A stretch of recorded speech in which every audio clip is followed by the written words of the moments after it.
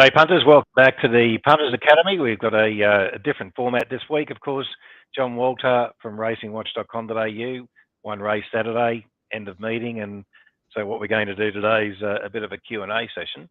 I'm very disappointed, mate. You didn't want to talk about the track and that race. What they run, like 1:19 or something? It was. I think that form will hold up nicely.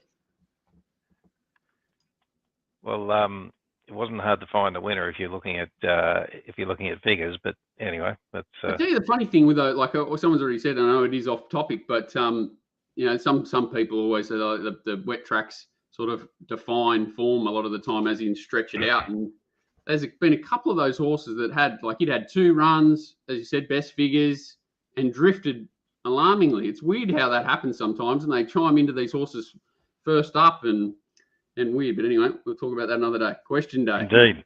Indeed. Question day, of course. First of all, we got one from Peter, and he said that should it be legal for a bookmaker to sell online tips and also run a bloodstock company? It's immoral, but should authorities not grant the bookmaker's license? Peter, I don't think it's immoral. I think there's a conflict. There's no, in fact, I don't think there is. There is one, perceived or otherwise. I think it's a matter of how people deal with it. You know, in legal circles, they'll talk about, or law firms, they'll talk about Chinese walls, and same happened in solvency, where you've got different departments and different people acting for both sides of the transaction, and you've got to put systems in place that prevent that conflict becoming real and insider information not being leaked out. So, you know, Chinese walls is what they call it. But yeah, it's basically, I suppose it's just a set of policies and procedures to overcome the perceived conflict. Now, I don't know, John, what else you do here. What do you think? Well, I think it's a bit of a situation where the state of the corporate nation's kind of brought it in, because, you know, again, we're going to talk about the taxes all throughout this. There's a few questions that come over it. But what's happened is a lot of the affiliate programs in the bigger companies have been shut down or really minimalized. So people who have made a lot of money piggybacking off corporates' licenses through affiliate programs, going out sort of marketing to certain sectors and then sort of shopping that list around, and now sort of being cut or terminated from their existing agreements. And they're actually going out and opening their own corporates or partnering up with people.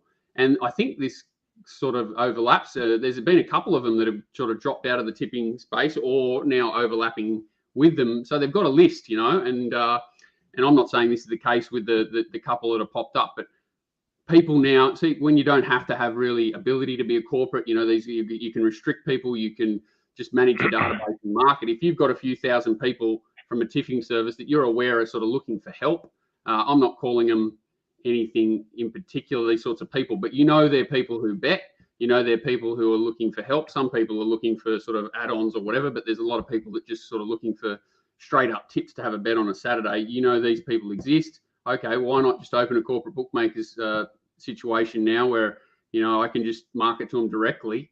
And I know a lot about these people. And like you say, is it a conflict? I think it is 100%.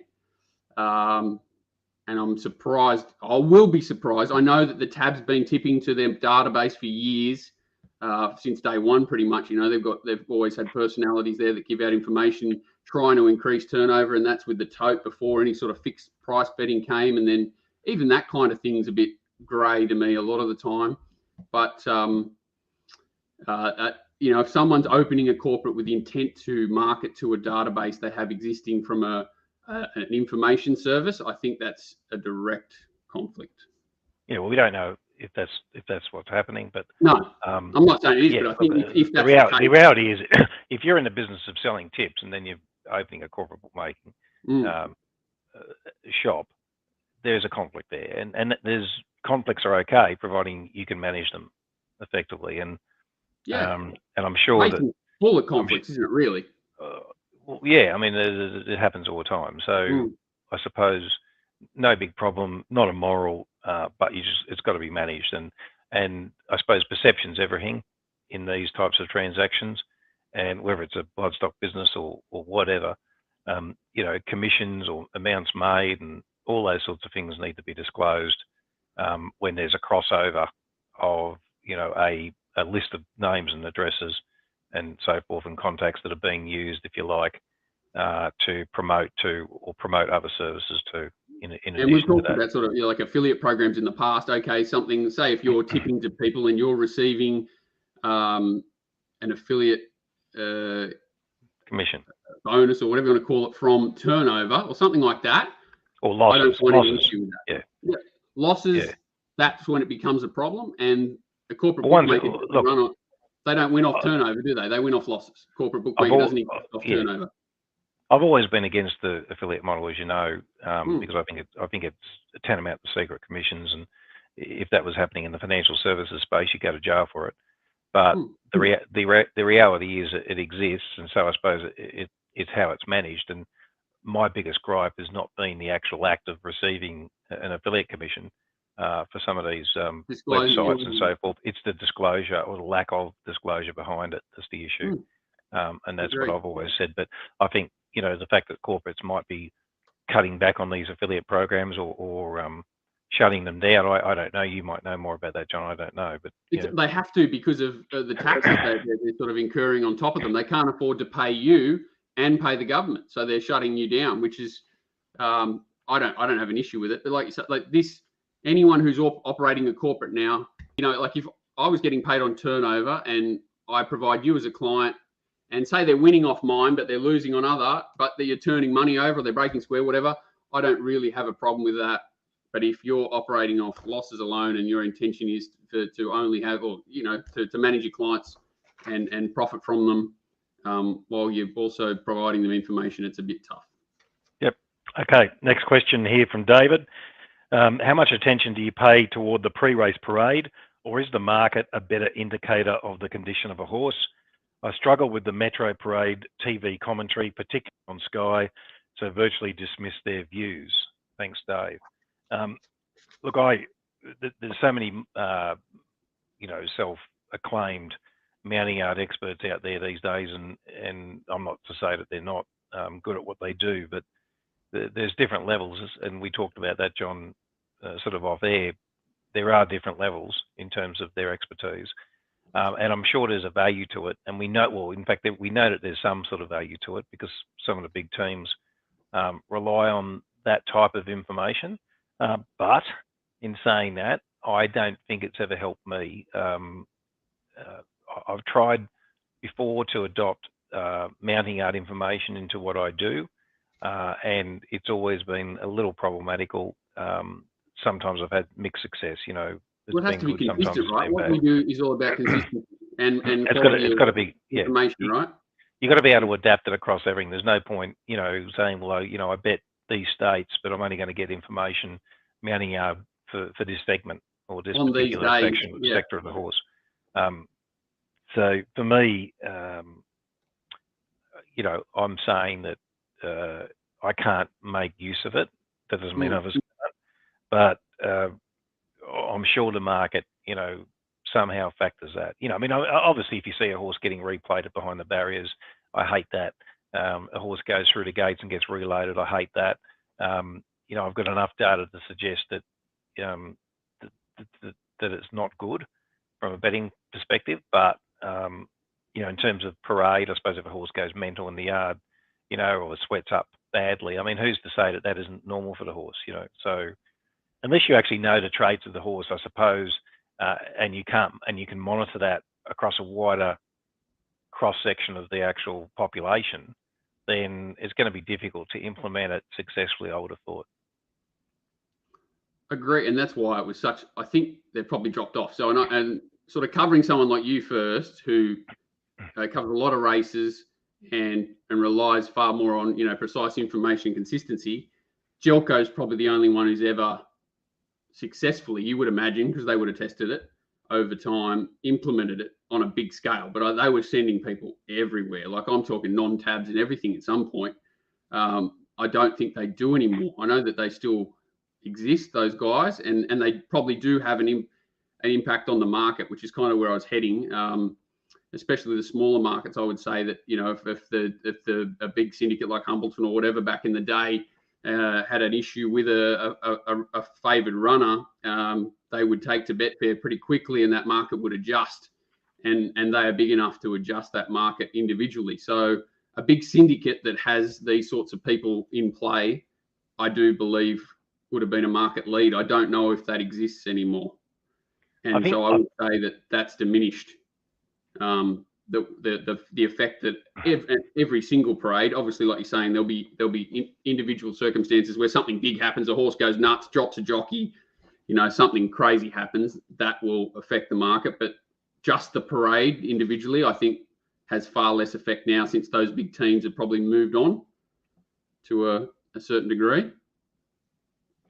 Look, I really don't know, and yeah, all I can say is that I'm a big believer in market intelligence, and I think you can glean enough value from that and use that to your advantage, combined with your own opinion, your own assessment, to do better than trying to particularly isolate. Look, if all you want to do is look at horses all the time and you're able to record that information successfully and focus on a particular sector of the market, and that's where you narrow your focus, then I'm sure that it could be very beneficial.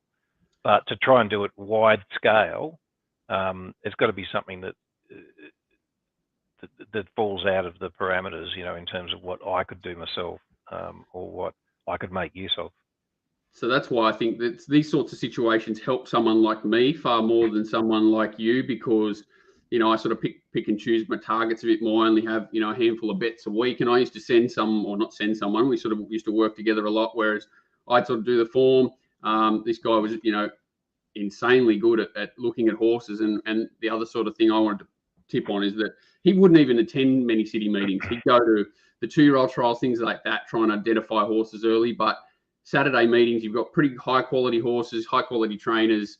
There wasn't a huge edge in the parade. Basically, all you're doing is checking whether the horse is fit, whether the horse is, as you said, like its attitude is consistent with when it performs well. So you get to know the horse. Like, it's not to say that every horse has to parade perfectly, and the only way you get to know that is, like you say, by seeing them a lot. So these people who attend metro meetings, they're more looking at condition and attitude, and where it sort of fits in, where they are at their stage of their prep. If they're good enough, they'll get to learn how a horse looks and how it behaves when it's at its peak and when it's not. And that has to be an advantage of some sort. Like you say, a lot of people just sort of, that's their thing.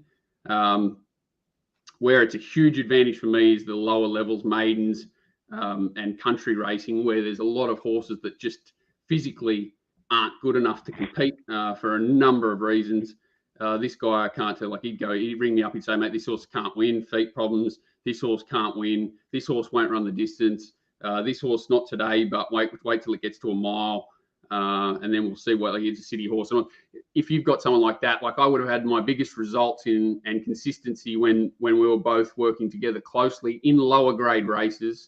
So if you can find the right person, and as I said, it's not easy. It's very difficult to do it all yourself. So if you can find someone you can work with in this space, there is an edge, but it's not easy. It's not easy, and those people are few and far between. Like you said, there's a huge difference between someone who can look at a horse, say it's looking pretty, it's dappled up, it looks fit. That's not that difficult. But someone who can look at the anatomy and makeup of a horse and tell you, what it can and can't do, and where it's and what it should be as a horse, which this guy could do, is incredible. Learn a lot from him, and could do it with yearlings and 2-year-olds as well. So you could always make good notes, which is invaluable. But I can see why it's nearly impossible to do when you're covering all states, all horses. You know what I mean? And putting numbers on them and trying to adjust them for parades, nearly impossible. Yeah, whatever you do, it's got to be across the board. If you, as I said, if you focus on one area or one demographic, then by all means you can specialise and probably make very good use of that information. But doesn't good question, help me. But it's not easy. Like, there's an edge there, but far out. You've got to be good at it. Okay, next one from Jamie. Hey guys, I'm interested in both your most favourite type of horse to find. 1, a lightly raced 3-year-old that's yet to bounce. 2, a 4-year-old that's come back good with good age improvement. Or 3, an older horse which you know what its peak is. Look, I suppose being a bit contrarian, I might start off by saying, from a lay perspective, my favourite type of horse to find is the horse that hasn't Doesn't bounce. hasn't appeared to make age improvement. So I'm talking strictly from a ratings numbers perspective here, and it particularly applies to 2-year-olds and 3-year-olds as they continue through preparations or longer preparations, or they come back as 2-year-olds come back as 3-year-olds, etc. If you can identify that horse that hasn't made the age improvement, but otherwise has excellent form credentials, and you may only get one chance to do this in a preparation, you can make good money off it. And I'll use, horses like your Stay Insides and your Farnhams and stuff like that. Yeah, Profiteer or whatever his name was. Yeah, Profiteer. They were great 2-year-olds, perhaps, or decent 2-year-olds. But as 3-year-olds, they just never made age improvement. The list goes on, and it's not just 2-year-olds becoming 3-year-olds; it's 3 and 4 and so forth. So 2 to 3 is the one, though, isn't it? That's the one that's the one I try to find, and it's proven to be a really good strategy for me. In terms of some of the other profiles, I mean, obviously lightly raced horses that can improve or have shown the ability to win in much better grade than perhaps what the market has identified. So I tend not to focus on the type of race that it is. So it doesn't matter to me if it's a maiden or an open or a group race. I don't look at that as in the context of where this horse sits. So it's all about what it's done in terms of racetrack performance and likely improvement that it can make that determines where I think the horse can go to. So, I'm always looking for those horses that are, I suppose, lightly raced, that maybe come off maiden wins, in the country area or even in the provincial area, that can win, I think, Saturday races or better. They're also a profitable angle, but how you go about identifying that is going to be different for different people. But for me, it's proven to be a pretty good patch of grass to eat from. What about you, John? Yeah, I'm pretty similar. I can't really improve on it too much. I think nearly the negative is more beneficial and the number one thing than the positive. I love 2-year-olds not only that have not like physically sort of look that way and they may not improve. Love noting that down, but also ones that have been flattered as a 2-year-old and then go out like you Stay Inside is obviously low hanging fruit, but it's the same sort of horse that. It did all its best work on heavy tracks and everything fell its way, and then it was a good horse to take on because the market's going to be aggressively in their corner in the majority of times, and you can usually trial a couple of times publicly. You usually get really good information on these horses, presuming that have sort of been at a high level at a 2-year-old, and you can normally get a pretty good line on them. And the trials again, and it's the same sort of thing. So a mixture of the 2-year-olds and their form with their trial lead ups to their next preparation is really really great stuff, because the edge is huge if you get it right. The other stuff, I think I can't improve on what you said. It's just all about reviewing them and keeping an eye on them. The more information you've got about a horse, the more stable that horse is, but the market has that information too. So I think lightly raced horses are much better sort of edge finding area. As you said, like if a horse peaks third up 4 preps in a row, everyone's going to work it out. Yeah, and trainers often get onto the patterns for horses, especially the ones that are more exposed, and they'll often try and repeat previous success. So that's important too. Next one's an email from Worker, which is an email, I presume, one of your clients, John. What can we do to protect the industry against the constant attacks from people with no knowledge about how it works? Racing needs all codes. The lobbyists have successfully closed greyhound racing in Canberra, and Tasmania is already hostage, whilst greyhounds provide around 42% of the income stream from racing turnover in that state. I think that the future of racing is in real peril and unfortunately has gained real control with the parliamentary wings. The closure of greyhound racing and the loss of important revenue streams will see the demise of our whole racing industry. Look, I don't know much, if anything, about greyhound racing. Obviously, Canberra, I get that. I'm not sure what you mean, or what your reader or client means, John, in relation to the Tasmanian greyhound industry being held hostage, but maybe somebody can sort of write in and shed some light on that. If I'm trying to interpret it, he's saying that the lobbyists have got hold of Canberra, it's gone. It's not coming back. They've got a foothold in there. Obviously, South Australian Jumps has gone too. He doesn't mention that. Tasmania, I think he's saying that greyhound is over providing for the state compared to what it should be, because it's it's obviously greyhounds in a bigger system and providing 42% of the income stream, with trots and horses propping up the 58 between them, I'm assuming. Not really sure of the relevance, but do agree that I think what he's trying to say is we can't let these people sort of intimidate the industry, and giving them an inch, they're going to take a mile, which is sort of South Australian Jumps and Canberra dogs. It's how I'm interpreting it. Do agree that giving them an inch, they will take a mile. We're looking at things like whips and that sort of thing, which, if we give them an inch there, they're going to take a mile. I think our biggest problem incoming that no one's even really talking about, there are a few things being put in place, deposit limits and credit cards being banned, but problem gambling to me, with the models that the corporates are using currently, is the one that could shut down our whole industry. And I think it's another reason why, when we cover our next question, things need to be really looked at, because at the moment you're promoting basically a poker machine model where we're not price sensitive anymore, so market percentages are going up, turnovers not encouraged, clients that think they can sort of win are not encouraged, so therefore it's a bit more of a fish in a barrel situation, which entices problem gambling with promotions and things consistent, week to week. And I think that's the big issue that we're not looking at. So animal welfare, yes, you'll give them a hold, but if the Greens get hold of problem gambling on top of that, they're the sorts of things that can shut down the industry. Well, let's hope that doesn't happen. Okay, so to our next question of the week for TopSport. Punters, if you don't have an account, you should have one, and make sure that you maybe drop a line to Tristan. Question of the week. Question of the week from TopSport, indeed. This one's from Andrew. He said, so we all know the issues with racing regarding POC tax, prize money increases, and failing infrastructure. If you were given the keys tomorrow, what would you do to fix the problems? First 100 days, include cuts and changes, and the main focus has to be achievable. Look, this is a question that obviously isn't the hypothetical. It's never going to happen, but we can talk about it, sure. And I think it's a great... Well, it can happen. It's more that it won't happen. And I think that's the issue.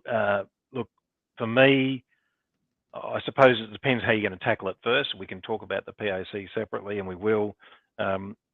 I think that if I was, for instance, in charge of Tabcorp, first 100 days, I'd be looking to get individual meetings with the larger punters, take your Kingsleys and your Shawns and whoever else, get them in a room and find out what it is that we could give them, which would encourage them to turn over more. And obviously, tax has got to be addressed, right? Tax, any tax on racing is a tax on the punter. If you reduce the takeouts, for instance, in the totes to try to reinvigorate the totes, and you get all the corporates, who are offering tote products, force them to bet back through the totes. Perhaps have a two-tiered model, which I know Rob Waterhouse has suggested before about, having a discount commission rate or a low commission model for people that attend the races. It might just be a 5%, or whatever the figure is, a 5% takeout, if you're on course, and, if you're off course, it's, you're depending on the bet type, it's your 14, 15, 16, or even higher on some of the multiples. So if you reduce tax and you educate punters about the benefits of that, turnover will increase, and there's potential for the on-track bookmakers to be reinvigorated as well, because then they can start betting back with each other, and the bigger players will then start to arbitrage the on-course markets via tote, as they used to. And it used to be that way.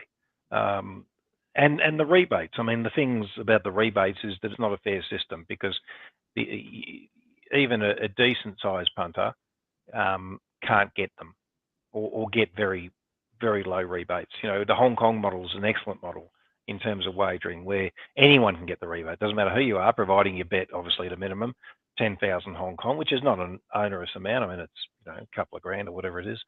Aussie. So, or less than that even. So it is available to everyone. So I think, finding out from the bigger players what they need, what they want, things that could be done to help them turn over more money would be important to know. Obviously, lobbying and meeting with the PRAs and obviously the state governments and trying to get this POC madness under control, because it's just gone 20%. It's a nail in the coffin. It puts the nail in the coffin, and they think that getting a bigger slice of the pie means more money. It might be an instant injection over the short term, but long term, they're actually getting, they're getting an increasing share of a decreasing market. We all know where that leads. So I think it's more important to lower the taxes and have a higher turnover base in which to tax from, and perhaps John, we talked about off air, maybe structuring the POC so that it provides incentives for the corporates to turn over more money and hold more money. Maybe flip it on its head and look at ways in which that could be done and what that would look like and what that means. So that the corporate bookmakers, instead of trying to discourage turnover in these regions, maybe trying to attract turnover makes more sense. Because if you grow the market base, if you grow the turnover base, then that means more money for the state governments anyway, right? And potentially more money for racing as well. It's got to be an environment which is palatable for everybody. The punter, the corporate, the governments, the PRAs. There's got to be a balance there, and we've talked about that. Well, yeah, you hear too much from our side what we want. You hear too much from the corporate sides about what they need to survive, but they're not going to go into bat for us to get the extra that they need to allow us back into the space. And that's the big problem. That's why we need to combine with the corporates before anyone else and work together what they need if they're going to incorporate us back into the space. And when I say us, I'm talking about high turnover, low margin clients, which they're the big ones, the big syndicates that have dropped out. They're the ones that are getting hurt the most by market percentages increasing, because they just can't, turn over their $100 million a year at their 1 or 2%, or whatever they're going to, they're happy with, and to create their profit, because it's just not viable anymore. So we've lost them. There's let's say 100 million. It's just a number. If you lose your Betfair and people who trade through that or use it as a guide or whatever, there's another huge amount of turnover that's going to disappear. And everyone's kind of at the moment, corporates for themselves, punters talking about themselves. You've got to understand that we're all fitting into an ecosystem, and the way it's all being designed currently is to squeeze turnover. And I just think, like, sustainability I touched on it before. It's all being geared towards the whole industry being funded by recreational players only. High turnover, low margin clients are going to continually get squeezed out once all these POCs come in, and whatever the market percentages settle at, it's going to be unsustainable for them. Guarantee you that. And to me, if you're relying on recreational punters betting into high market percentages, so they're losing their money quicker, and the only way that you're, keeping those clients is by enticing them with promotions every week, how sick does that sound? Like, and it sounds unsustainable, and it sounds like promoting problem gambling to me, which are two huge issues that I don't think the industry will survive. Well, I mean, the problem is that the administrators don't believe that punters can win at racing. They believe that sounds stupid, Paul, but that's 100% true. It's an entertainment thing, like Peter Landis has voiced his opinion before, and I'm not targeting him, but he has voiced the opinion whereby punters don't care what price they take. So that he's inferring that they're not price sensitive. We are price sensitive. There's only so much you can squeeze a lemon. Another thing that could be done is to reduce prize money. I mean, as I've said before, it wouldn't make any difference if you're racing for 75,000 on a Saturday versus 150. You'd still attract the same. If you and I went in as administrators for racing, that would be like, and again, you're not attacking anyone. I'm not attacking anyone. Prize money being slashed would be probably the first thing you and I would look at after the taxes. Yeah, because you would, and redistributing that prize money into infrastructure and maintaining the tracks and getting better, maintenance programs put in place, because we've seen so many incidents or instances where tracks aren't up to scratch. I mean, this watering policy is just fucking madness. I mean, why do they continue to water these tracks at a point where you get minimum amounts of rain and they abandon meetings and we lose meetings? They're the issues, right? The tracks that can't, they're getting 10 mils and they're out of play. They need to either be reviewed and repaired or removed from the whole track watering policy's got to be looked at, because in my mind it hasn't worked. It's not successful, and look, different states are better at it or worse at it in other ways than others. But the reality is it's not appetizing for punters. Punters bet more on good tracks. That's the fact. Now, yes, we don't want tracks so hard that they're going to impact the horses. I get that as well. I see that argument. We can't control weather, right? We can't control crazy we can't control the weather, but God, it is up to the powers that be, really. Yeah, it's up to God to do the watering, in my mind. And yes, it's up to us to build tracks that cope with poor weather as much as possible. Yeah, when it exactly. Comes. Exactly. I mean, some tracks perform better than others, but and safe too, right? That's a big issue as well.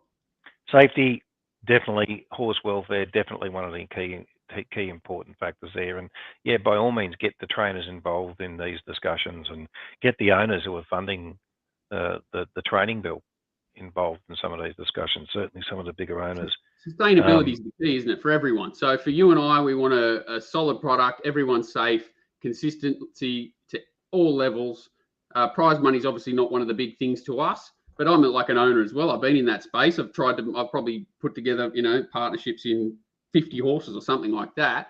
And prize money's never crossed my mind as a reason why I get involved.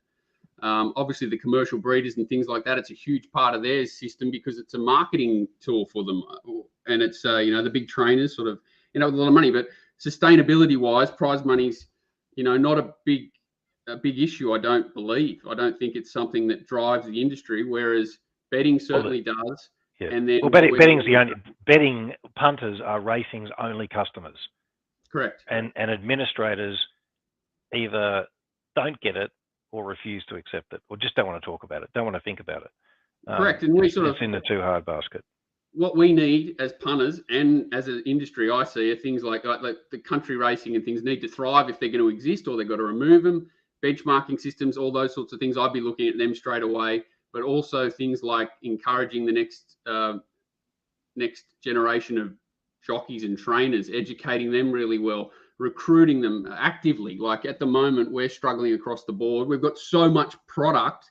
Is the product at a level that it should be? Are the tracks at the level that they should be? Are the riders at the level they should be? Are all questions I'd be asking pretty quickly, and then trying to work out whether we can,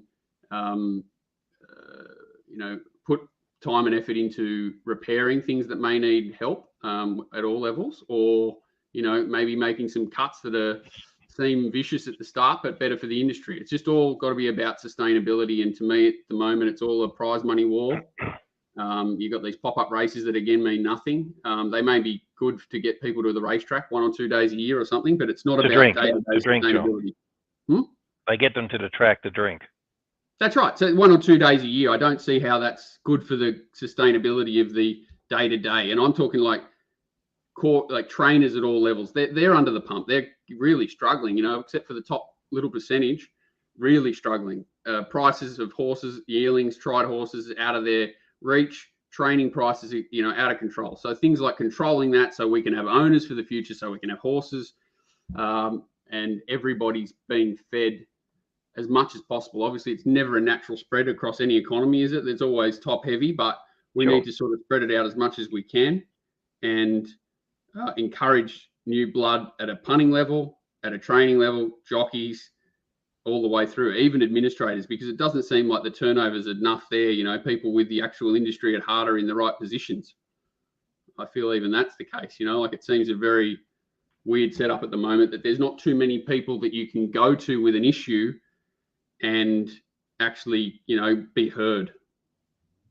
Well, I mean, the business case for and against any particular item on the agenda, that we've talked about, prize money, track maintenance, infrastructure, POCs, rebates, tote